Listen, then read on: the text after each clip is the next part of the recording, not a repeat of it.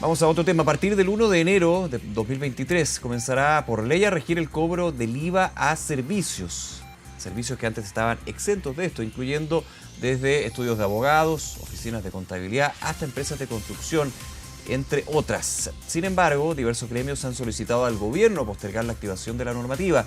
Vamos a hablar de este tema, para eso nos acompaña Marcos Rivas, presidente de la Asociación de Emprendedores de Chile. Marcos, como siempre, muchas gracias por acompañarnos, muy buenas tardes. Hola, ¿qué tal? Muy buenas tardes. A ver, primero que todo expliquemos a quienes nos ven a esta hora qué cambia con esta modificación en la norma. Yo lo comentaba bien brevemente, servicios que antes estaban exentos de IVA que ahora tienen que pagar el impuesto de valor agregado.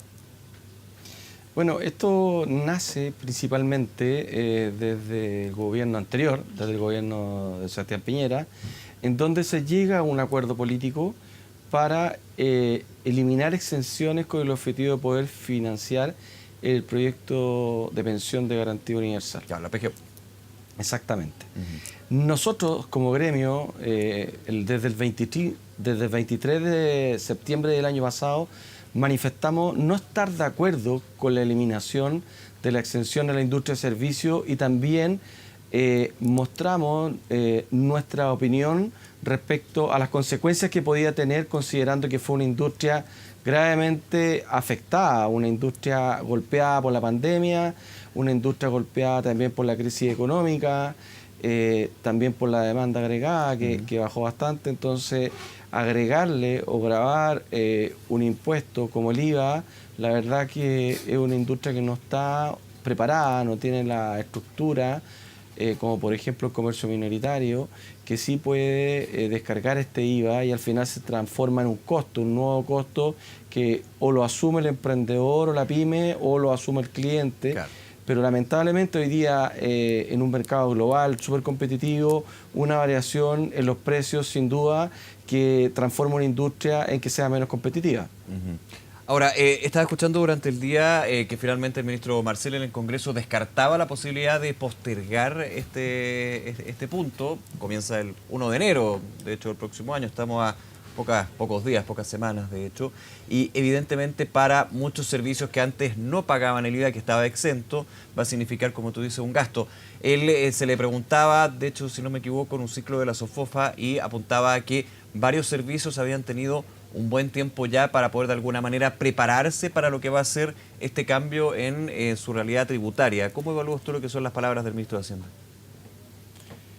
Yo entiendo que el ministro al final lo que está haciendo es poner en marcha una política pública que heredó.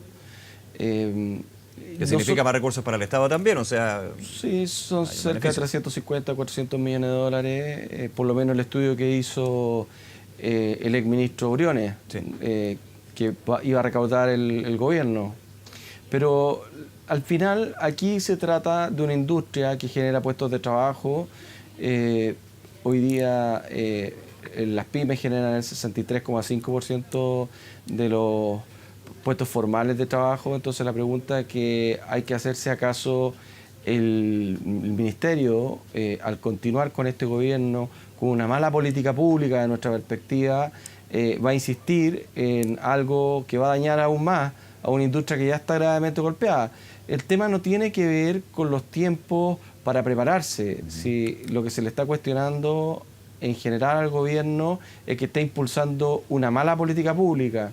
El gobierno tiene equipos técnicos, sobre todo en Hacienda, para analizar o repensar esta medida para aplazarla, no afectar en el corto plazo a cientos de miles de familias que viven de estos emprendimientos, de estas pymes, y ver con sus equipos técnicos cómo suple estos 400 millones de dólares.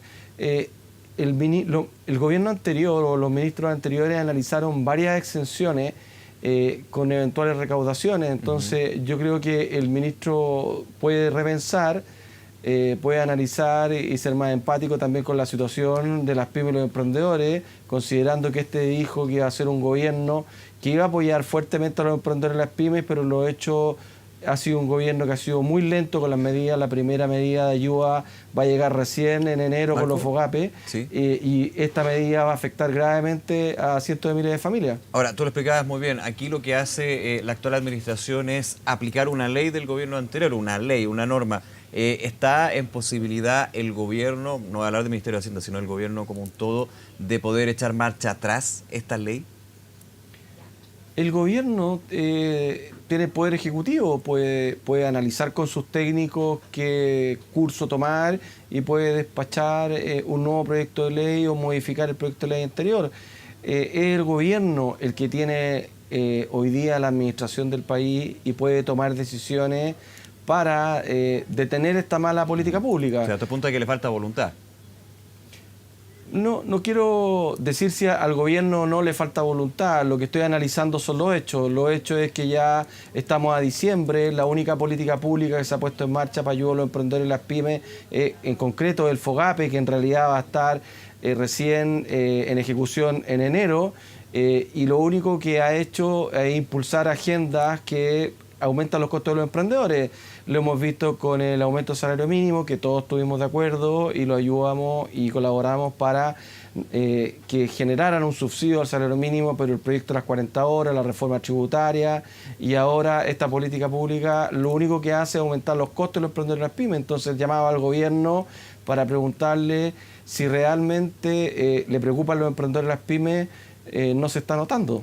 Ahora, para tenerlo súper claro, quienes nos ven hasta ahora, ¿qué tipo de servicios o emprendimiento estarían siendo sumados, digamos, al pago del IVA con este cambio en el tema impositivo que tiene que aplicarse a partir del 1 de enero? Son varias, pero para algunas, para tener claro de qué dimensión y de qué realidades también estaríamos hablando.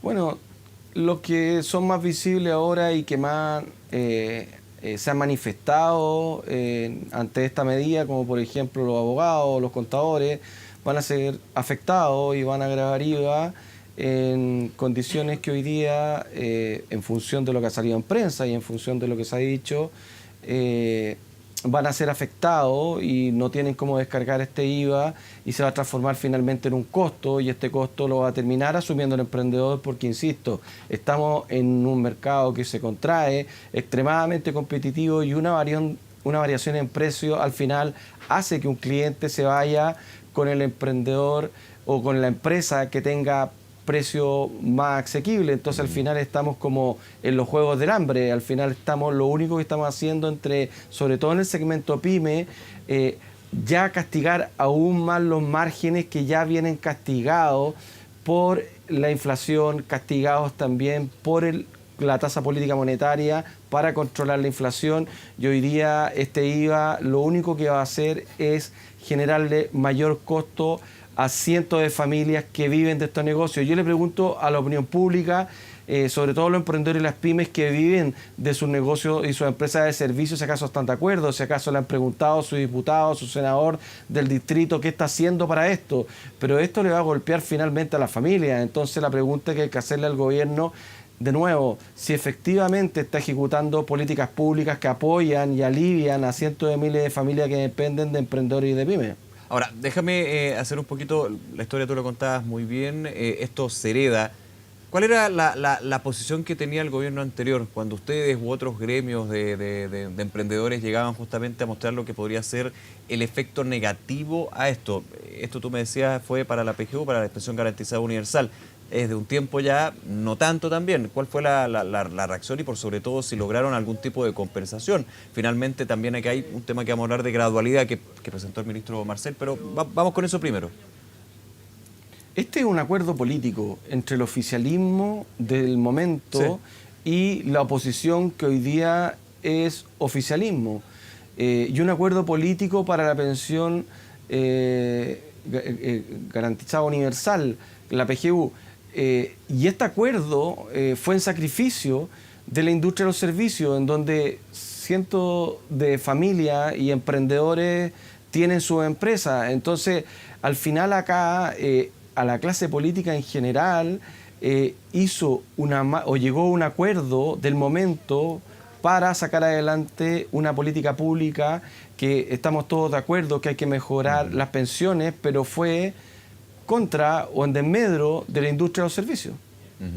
Esto se podría sumar también a otro punto, hablando del sistema previsional que tiene que ver justamente para esta recaudación, buscando la pensión garantizada universal, pensando hoy en el presente, en el proyecto de reforma previsional que considera un 6% de cotización adicional al empleador, por ejemplo. Hay toda una discusión ahí con respecto a que la PGU de alguna manera ya justificaría esto, pero ¿cómo lo ves tú desde ese punto de vista? Nosotros estamos de acuerdo que los ciudadanos y ciudadanas de Chile necesitan y exigen mejores condiciones de salud, de vivienda, de trabajo. Todos queremos trabajar menos y estar más tiempo con nuestra familia. Y en general elevar el estándar de calidad de vida de todos los chilenos y chilenas. Pero al final, el que modera la situación o el que llama a moderar la situación siempre es el contexto. El contexto que hoy día vive Chile es muy desfavorable. Solo va a crecer este país, entiendo, al 31 de diciembre vamos a estar entre el 1,5, 1,8 y la proyección de crecimiento para el próximo año va a estar entre el menos 0,5 y algunos dicen que podría llegar hasta el menos 2. Entonces, en una situación en donde está la tasa de política monetaria en lo más alto de los últimos años y a eso le sumamos una situación inflacionaria, la verdad que el contexto es muy malo para los emprendedores y las pymes. Es muy malo porque hay poca liquidez, la demanda agregada ha bajado por los productos y servicios de los emprendedores y las pymes.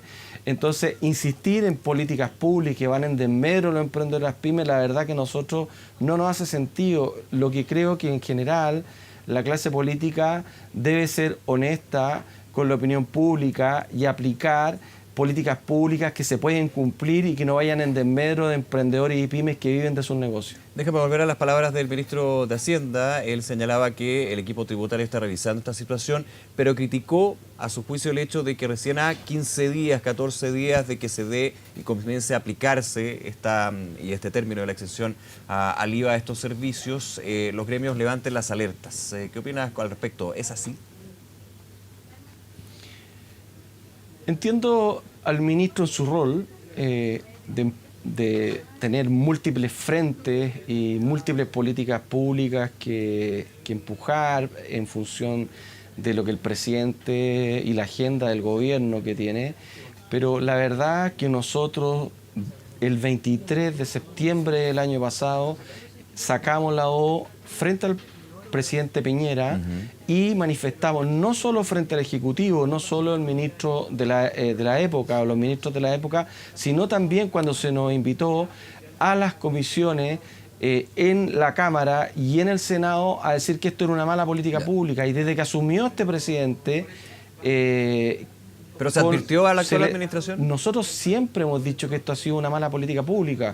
Lo que pasa que sin duda, cuando tiene la situación de falta de liquidez y de desmedro de cientos de miles de emprendedores y pymes, hemos sido mucho más enfáticos en medidas como el FOGAPE, como la ley de pago a 30 días, que a todo esto la ley de pago a 30 días no tiene ninguna luz a ser solucionada y hoy día es letra muerta para cientos de miles de emprendedores y pymes que no le pagan a 30 días. Entonces, vuelvo a lo mismo, nosotros como gremio siempre hemos sido coherentes, siempre hemos manifestado que esta ha sido una mala política pública y hemos llamado desde el inicio al Ejecutivo a repensar esta situación.